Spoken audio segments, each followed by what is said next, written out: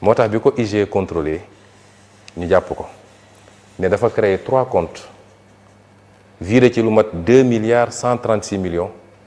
en parfaite irrégularité ñu ko koy retirel di ko jox en main propre loolu moo nekk ci rapport IGE bi amul texte bu ko prévoir bu doon dafa am texte bu ko prévoir IGE bu ñëwee wala Cour des comptes duñ ko xool parce que amuñu droit bi loolu mooy andi problème bi moo tax biñ ñëwee man rapport IGE yi ñëw amuma ci Massamba amuma ci benn Mademba ni mu ñëwee laa koy transmettre justice j'ai transmis ça n'a pas plu à tout le monde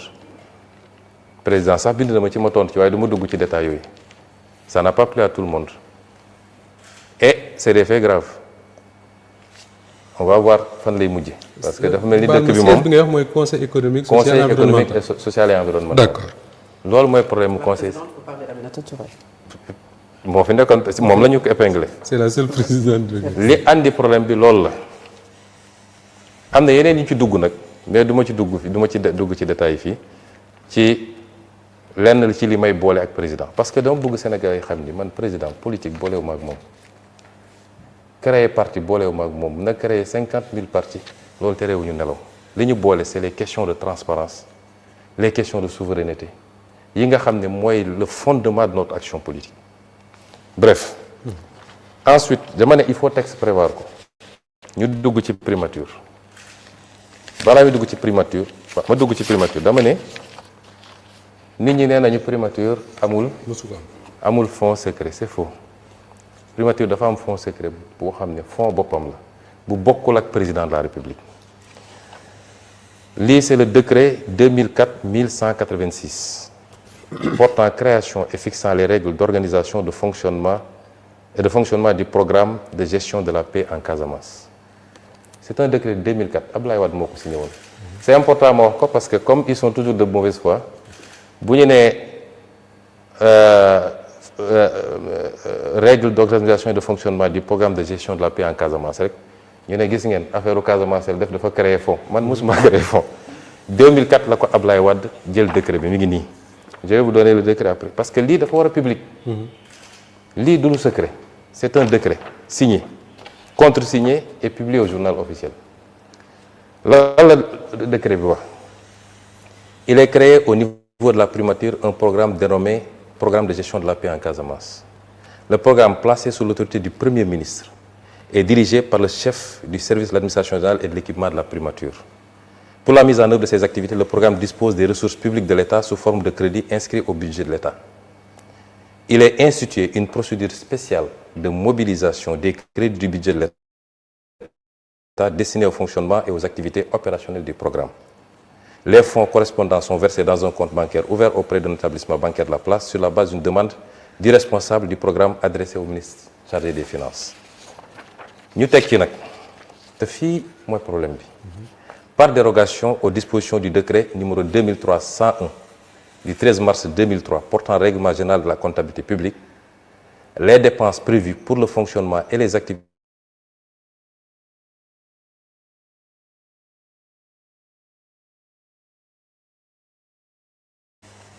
ndaw soosu doon jiite 16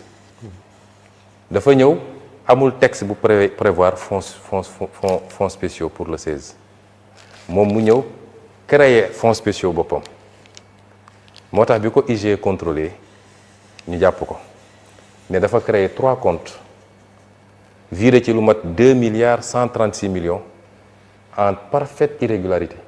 ñu ko koy retirel di ko jox en main propre loolu moo nekk ci rapport IGE bi amul texte bu ko prévoir bu doon dafa am texte bu ko prévoir IGE bu ñëwee wala Cour des comptes duñ ko xool parce que amuñu droit bi loolu mooy andi problème bi moo tax biñ ñëwee man rapport IGE yi ñëw amuma ci Massamba amuma ci benn Mademba ni mu ñëwee laa koy transmettre justice j'ai transmis ça n'a pas plu à tout le monde président sax bind na ma ci ma tontu ci waaye du ma dugg ci détails yooyu ça n'a pas plu à tout le monde et c'est des faits graves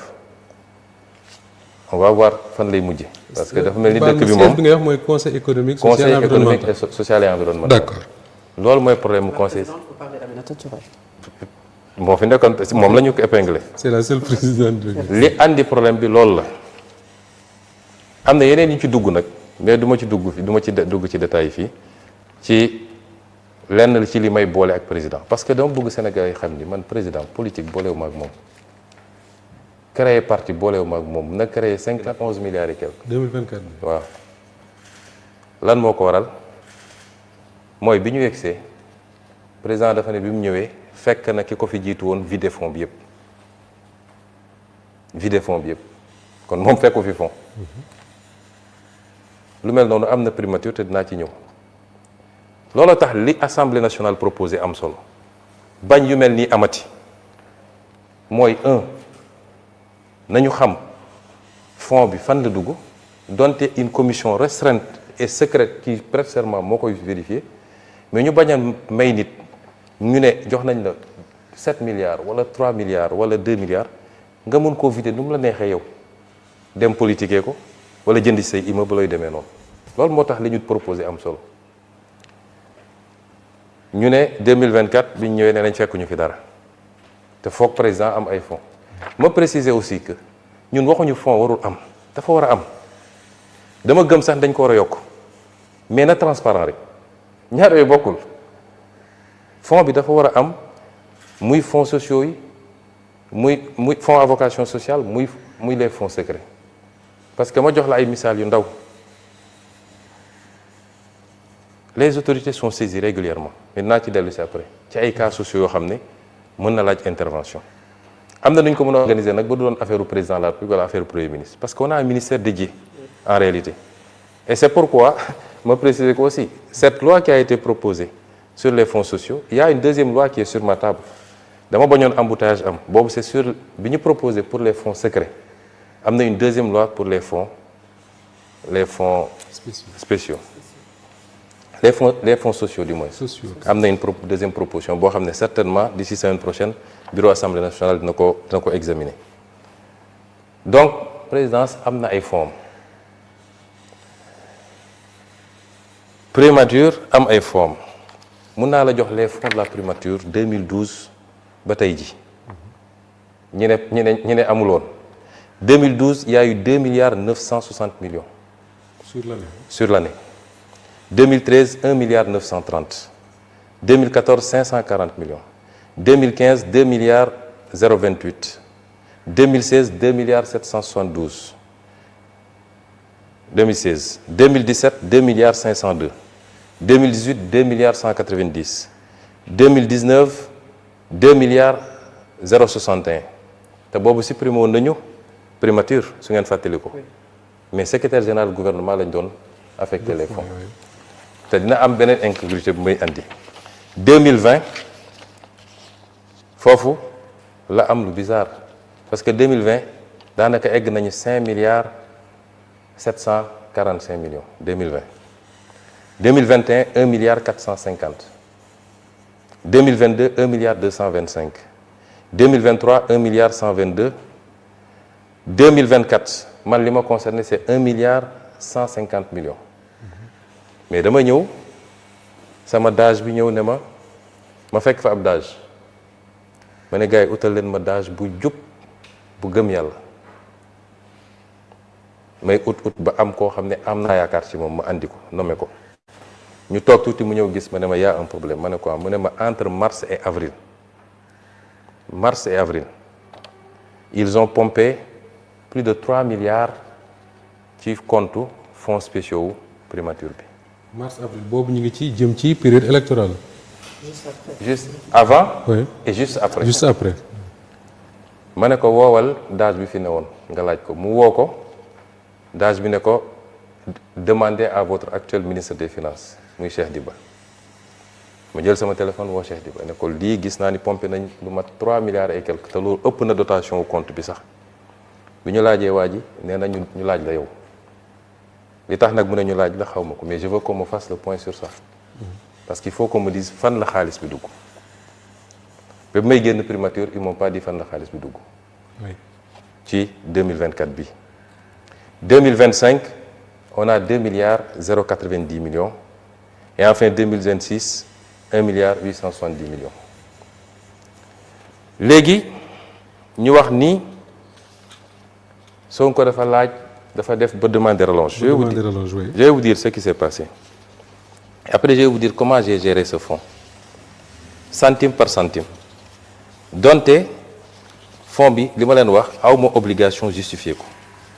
liiral naa leen. Mais bi ñu toogee fin 2025, on s'est rendu compte qu'il y a des problèmes qu'il fallait régler. Parce que moi, je n'ai jamais pris un franc de ce compte. Ni pour moi, ni pour mon parti, ni pour ma famille, ni pour mes amis. Musuma laal compte bi. Musuma d'âge bi mu ñëwee dama ko njëkk ne compte bi réclamé naa texte yi ministre des finances envoyé na ma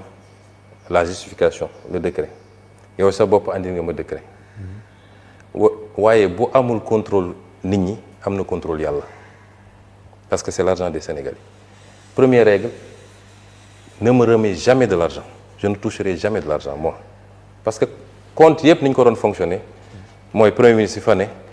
wala président assemblée fii fonds sociaux la am amul ay fonds secret dañuy yëkkati un montant chaque mois jox ko moom nag mu xool nu mu koy kii su soxlaatee ne jox leen ma ne ko je ne toucherai jamais un franc bu mës a ñëw ne ma 10 millions ngi nii wala 20 millions ci sac teel lu ñu war a def na am traçabilité ba ci les dépenses sociales